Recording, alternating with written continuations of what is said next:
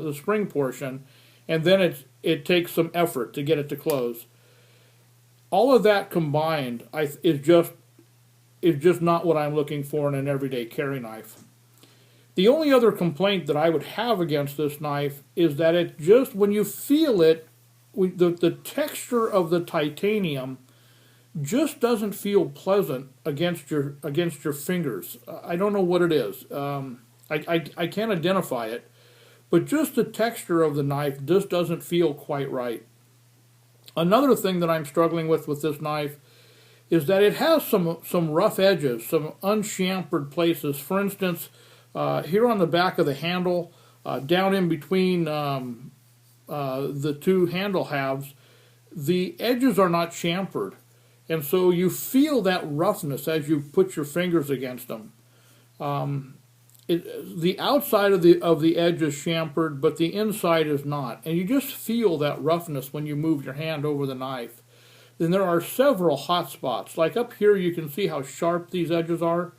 And when you rub your fingers across them, it just doesn't feel right. They're too sharp. They just don't feel right. The back of the knife, back here on the handle, it does provide a nice grip when you've got the knife in your hand, but this portion is really sharp and it really creates a hot spot. So I just don't like this part back here at all. So unfortunately, this is not the knife that's going to be my replacement knife for my AFCK. Now again, one more thing I wanted to comment on was the clip. The difference in clips, I really prefer this style clip. I'm not sure what's going on with this sweeping thing, but it just doesn't seem to provide enough grip for this size of a knife. Anyway, so the three things that I don't care about is I really don't like the assisted opening action with this knife. Not for an everyday carry. Yeah, from a tactical standpoint where you want instant deployment, fantastic. As an everyday carry knife, not what I'm looking for. Also, the hot spots around the handle are kind of a deal breaker. But the real deal breaker is the way the knife closes. I can't live with that. All right, so I'm doing some research online, and one of the things that someone said about this knife is that this is kind of a copycat of a Cris Reeves Sebenza. Now, I didn't even know about Cris Reeves knives or the Sebenza. Apparently, the Sebenza is like the high watermark for folding knives. So what I decided to do was to look into Cris Reeves. So I did some research, and I ended up with this knife. Now this is a Cris Reeves Sebenza. It came in the mail today. I've had this knife for about 10 minutes. And I've got to tell you, this is an absolutely outstanding knife from a quality standpoint. As I said, I've been carrying my Benchmade for about 10 years. This knife, I have never felt a knife with the fit and finish and quality of this Cris Reeves Sebenza. This is the large 21 with an Insingo blade. I hope I'm saying that right. Insingo blade. And I'm just the normal, the standard Sebenza comes with a normal drop point.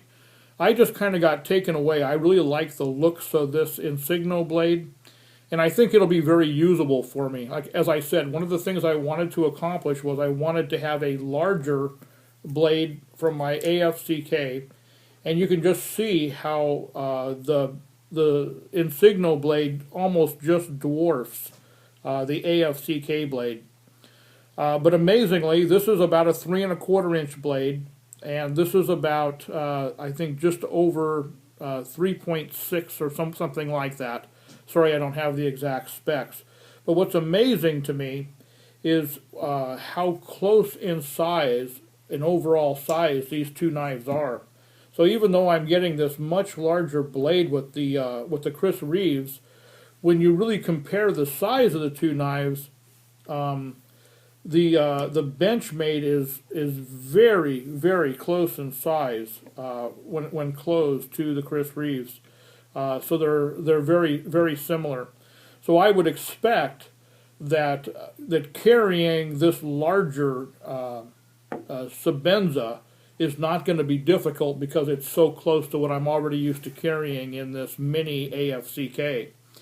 Now, one of the things I really I appreciate about the Chris Reeves is how the size of the handle is only a very small portion larger than the size of the blade. So they're very efficient with the relationship between the handle size and the blade size. As a matter of fact, if you watch it close, the blade almost feels like it's not going to fit in the handle. I mean, there's just no extra handle space. As a matter of fact, if you just watch the distance between the tip of the knife and the corner of the handle, the blade barely tucks away. It just barely fits in the handle. And I really appreciate that handle isn't any larger than it needs to be. As a matter of fact, there's a secondary cutting edge on the top of the Insingo blade, and that actually doesn't get fully covered by the handle. So it's not really a sharp cutting place. It's a good thing that it's not, because it actually protrudes out of the knife just a little bit. So I'm not worried about that cutting my pants, but I'll just have to take note not to sharpen that. The other thing that is so noticeable about the Chris Reeves is everything is chamfered and just feels terrific in your hand. The actual texture of the titanium scales just feels good. It's smooth. It just feels good in your hand, the texture itself. And every corner, every screw, everything about the knife is just fully chamfered and polished and smooth and just feels great in your hand. It's hard to describe the quality of the knife until you feel it. I heard that one of the benchmarks of Chris Reeves were every single knife is just perfectly centered. My knife came perfectly centered. And I don't know how to explain it. The action is so smooth to open. I've heard it described, it's like butter. And I guess you could say that. It's just unbelievably smooth. And that's what I'm looking for in an everyday carry knife. Again, when I have a cutting task, I want to take the knife out of my pocket, I want to open it, I want to use it, I want to put it away. I don't want any fanfare. And this knife is very smooth, very predictable. Now, I've heard people criticize that this is a 25-year-old design. That in today's market, there's many folders are so much faster to deploy, and that might be true. Certainly the Sebenza doesn't hold a candle to how quickly the Subrosa comes out.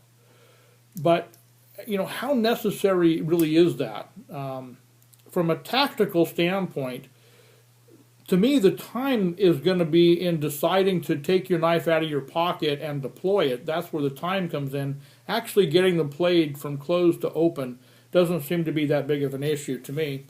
But this knife does appear to be a little slower than some of the other knives, but I don't think it's that slow. Now, this knife is brand new, and so it's a little bit stiff, but just one time I flicked it open. And it does flick open. Well, I didn't do it well that time. But it does flick open pretty quick. Again, that's not how I intend to use the knife. The knife can be flicked. It can be deployed pretty quickly if you needed to in an emergency. Although, personally, I can't really imagine a situation where the time that it takes to actually get the knife open and ready for use is going to be important when the real time involved in a tactical situation is making the decision to deploy your knife. So I'm perfectly happy with the opening speed. Again, I just want to point out the attention to detail of this knife. I don't know if it can come out on the camera, but I just love the way Cris has developed this grind line, where it comes down along the top of the grind, and then right where it switches over to this secondary blade, it makes this sort of figure eight design where it comes down and then comes down this way. I just think the attention to detail is just phenomenal.